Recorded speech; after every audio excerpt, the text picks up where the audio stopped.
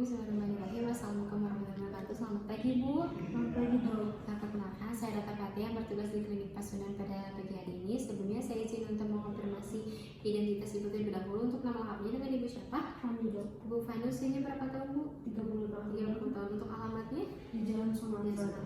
Baik Ibu, datang ke sini ada keluhan apa? Anak saya mau diimunisasi dok. Diimunisasi ya Bu.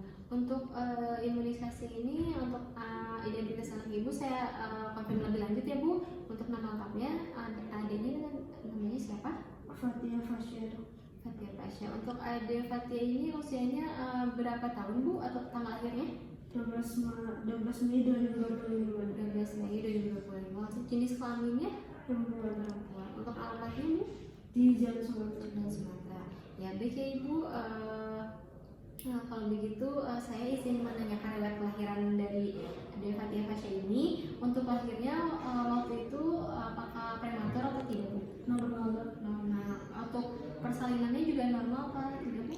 Normal. Normal juga. Kemudian berat badan waktu lahirnya bagaimana? Berapa? 3,2 kilo. 3,2 ya Bu. Apakah ada keluhan misalkan atau ada penyakit atau pada saat persalinan?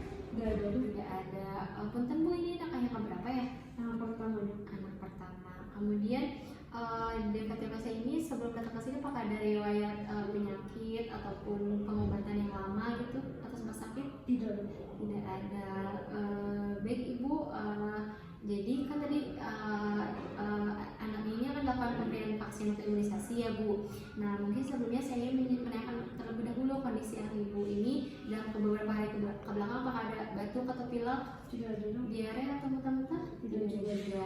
Kemudian kalau vaksin sebelumnya udah apa aja Bu? Saya lupa dok, tapi ada di buku pink. Oh di buku kuping. Baik Bu, nanti saya cek terlebih dahulu ya Bu kelengkapan vaksinasinya untuk usia 6 bulan ini. Saya izin memberikan informasi terlebih lanjut. Mungkin nanti pada saat pemberian vaksin atau imunisasi ini akan ada efek samping, mungkin akan ada riwayat, akan ada demam ataupun ada ruam kemerahan. Tapi saya akan meminimalisir ketidaknyamanan tersebut dan juga nanti saya jelaskan bagaimana cara menanggulangi dari gejalanya. Sebelumnya Ibu apakah ada riwayat demam adiknya? Tidak ada. Tidak ada. Kemudian kan nanti disuntik di bagian paha, kemudian di bagian lengan. Itu di area sekitar situ apakah ada pernah bengkak gitu? Tidak pernah. Tidak ada. Kalau di lokasi vaksin sebelumnya pernah ada gejala seperti itu Pak? Tidak juga. Tidak ada juga. Baik Bu, kalau gitu saya akan mempersiapkan terlebih dahulu ya Bu untuk alat-alat vaksin yang akan diberikannya, dan mungkin nanti efek sampingnya juga tadi sudah saya jelaskan ya Bu. Apakah yang ada yang ditanyakan terlebih dahulu? Tidak ada. Tidak ada. Baik Bu, nanti Ibu boleh tanda tangan form konsen dan boleh bawa adanya ke meja pemeriksaan ya Bu. Baik dok. Baik, sebelum melakukan prosedur dan juga persiapan alat, kita akan mencuci tangan terlebih dahulu sesuai dengan 6 langkah WHO. Kemudian di sini setelah mencuci tangan, kita akan memeriksa vaksin yang terlebih dahulu. Pertama kita periksa label vaksin dan juga label dari diluennya itu. Kemudian apakah sudah tertempel dengan baik atau tidak labelnya, kemudian apakah vaksin yang digunakan sesuai, kemudian apakah diluen yang dipakainya juga sesuai, serta apakah melewati kadaluarsa atau tidak. Selanjutnya kita nanti akan lakukan uji kocok pada vaksin inaktif, kemudian kita akan rekonstruksi pada jenis vaksin yang memerlukan dari diluen.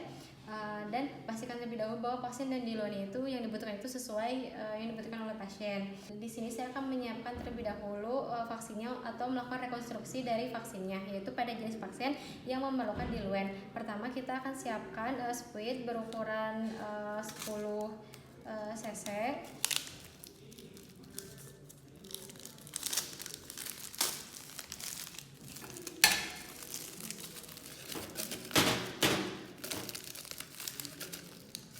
Kemudian saja kita akan menyiapkan diluen dan juga kita akan menyiapkan vaksin yang akan dibutuhkan. Kemudian selanjutnya kita akan masukkan jarum yang akan dipakai pada spuit yang berukuran 10 cc ke dalam vial atau ampul dari diluen.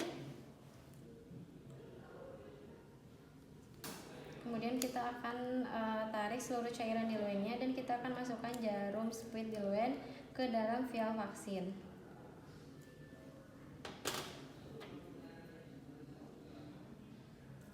Masukkan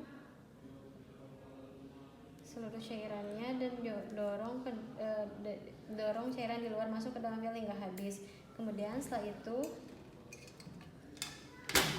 untuk mencampur dilunan vaksinnya, kita akan putar vial membentuk lingkaran secara perlahan.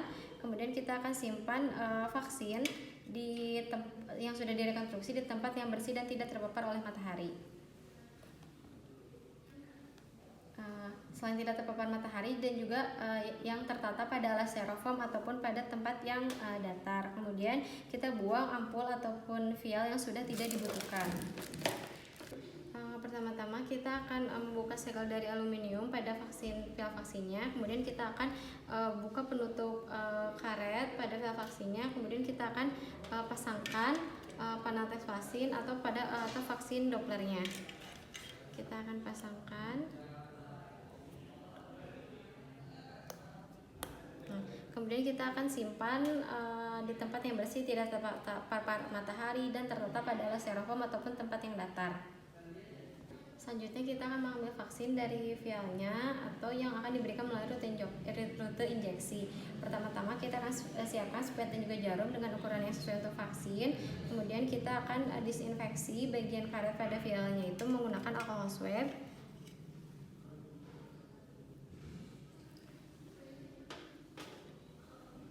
Kemudian setelah itu beralkohol swab, lalu setelah itu kita akan masukkan jarum melalui penutup karet ke dalam vial vaksin hingga jarum berada pada cairan vaksin.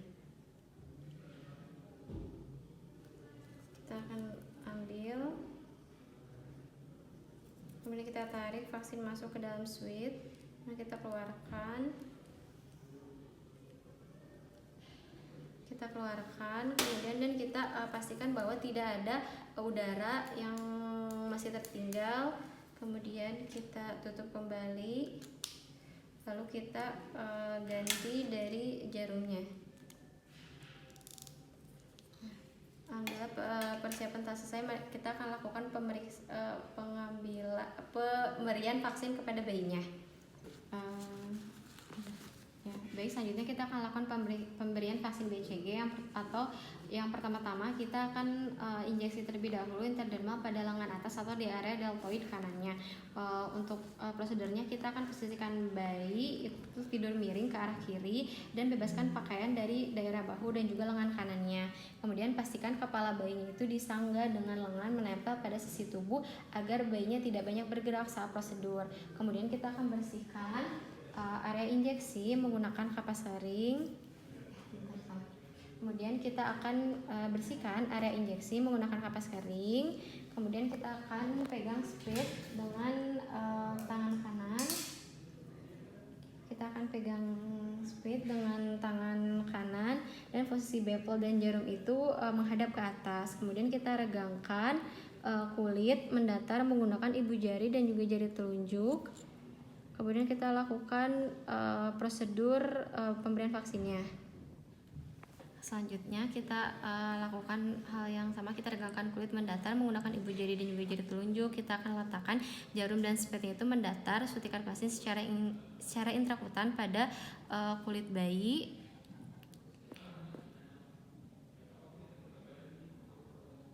Masukkan ujung jarum tepat di bawah permukaan kulit hingga bevel tampak di bawah permukaan lapisan teratas kulit.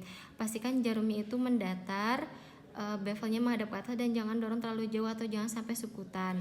Kemudian kita akan tahan jarum pada bagian pangkalnya menggunakan ibu jari kiri agar posisi terfiksasi, namun jangan sampai menyentuh jarumnya. Kemudian kita masukkan vaksinnya, lalu kita akan keluarkan secara perlahan. Kemudian kita akan pemberian vaksin DTP, PCV dan juga polio secara yang injeksi intramuskular pada paha atau lengan bayi. Pertama-tama kita akan posisikan bayi terlebih dahulu, posisikan bayi atau balita itu berbaring atau duduk di pangkuan ibu dengan membebaskan kaki atau lengan pasien itu dari pakaian. Kemudian kita akan bersihkan, boleh diangkat supaya bebas ibu tangannya. Kemudian kita akan bersihkan area injeksinya menggunakan swab alkohol, yaitu pada bagian anterolateral sepertiga tengah paha. Kita bersihkan. Kemudian kita akan regangkan kulitnya itu mendatar menggunakan ibu jari dan juga jari telunjuk. Kemudian kita akan buka jarum secara cepat dengan sudut 90 derajat hingga ke otot dan injeksikan 0,5 mm vaksin. Kemudian kita buka jarum secara cepat dengan sudut 90 derajat hingga ke otot dan injeksikan 0,5 mm vaksin. Kemudian tarik dan lepaskan jarum. Kita regangkan kulit mendatar menggunakan ibu jari dan juga jari telunjuk, lalu kita masukkan tusuk 90 derajat dan kita akan injeksikan 0,5 mm dan vaksin itu kemudian kita tarik serta lepaskan jarum. Kemudian selanjutnya kita akan lakukan pemberian vaksin rubella, di mana kita akan posisikan bayi atau balitanya itu bisa berbaring atau duduk di pangkuan ibu dengan membebaskan kaki atau lengan pasien dari pakaian. Kemudian kita akan bersihkan area injeksinya menggunakan alkohol swab, yaitu pada area deltoid kiri, dan cubit kulit menggunakan ibu jari dan juga telunjuk kiri. Kemudian kita masukkan jarum secara cepat dengan sudut 45 derajat menghadap ke arah kaudal hingga ke seputan. Nanti lepaskan cubitan dan injeksikan 0,5 mm vaksin, kemudian tarik dan lepaskan jarum. Kemudian pada area deltoid lengan kiri itu kita akan cubit menggunakan ibu jari dan juga telunjuk kiri. Kita akan masukkan jarum secara tepat dengan sudut 45 derajat menghadap ke arah kaudal hingga ke seputan. Kemudian kita lepaskan cubitan dan injeksikan 0,5 mm vaksin, kemudian kita akan tarik dan lepaskan jarum. Nah, selanjutnya kita akan lakukan pemberian vaksin dari polio oral, HPV dan juga rotavirus yang menggunakan tetesan atau per oral, di mana nanti ibu boleh pegang anak ibu dengan posisi kepalanya disangga dan sedikit menengadah atau ke arah atas. Kemudian dagu dan pipinya itu harus kering, serta buka lubangnya menggunakan ibu jari pada bayi yang kecil atau dengan menekan kedua pipi hingga mulut itu terbuka pada anak yang lebih lebar. Nah, kemudian setelah itu kita akan berikan pasien ke dalam Doppler, kemudian dan berikan tetesan ke lidah pasien, dan jangan sampai kita akan berikan dalam tetesan dan jangan sampai dokter itu menyentuh mulut pasien. Alhamdulillah pemeriksaan selesai, nanti akan dijelaskan kembali di meja pemeriksaan. Ibu, alhamdulillah prosedur pemberian vaksin atau imunisasinya sudah selesai dilaksanakan. Mungkin ibu dan adik perlu menunggu selama 30 menit ya bu, untuk melihat apakah ada reaksi pasca imunisasi, misalkan ada seperti demam ataupun dan yang lainnya. Nah, mungkin nanti jika sudah 30 menit tidak ada reaksi, ibu boleh pulang. Dan apabila di rumah ibu adanya itu ada bengkak-bengkak atau kemerahan ataupun misalkan ada panas, mungkin boleh dikompres, atau jika masih tidak berkurang mungkin boleh diberikan obat penurun panas. Tapi jika masih panas, boleh ibu konsultasikan kembali ya ke paskes kami. Nah, mungkin nanti ibu setelah 9 bulan atau 1 tahun juga boleh datang lagi untuk pemberian vaksin selanjutnya dan juga monitoring. Nah, mungkin sebelumnya seperti itu saja. Apakah ada yang ditanyakan terlebih dahulu? Tidak ada. Baik, kalau tidak ada, saya cuma sekian ya bu. Semoga adanya dan ibu sehat selalu. Terima kasih bu. Wassalamualaikum warahmatullahi wabarakatuh.